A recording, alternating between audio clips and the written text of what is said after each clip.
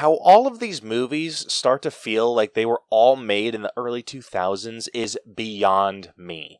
This movie had zero business being 3 hours long. Once again, the human characters aren't great, and I'd go as far as saying they're annoying. And the slow-mo they always seem to be thrown in doesn't help with that in the slightest. Everything they do or say is like nails on a chalkboard.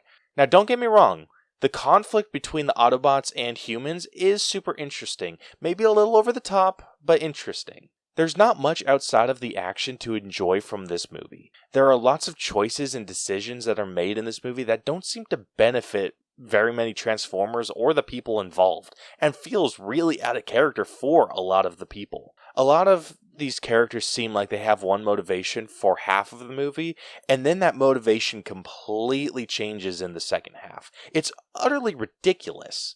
If you thought you have to suspend your disbelief with the other films, you need to do it more so with this one. There are great visuals with this movie, like all Transformer films, but the lack of solid plot or just a plot that makes sense is what kills this movie. This is the first film that I'd actually consider bad, but just because it has Transformers, we're going to be giving this a nothing better to do recommendation.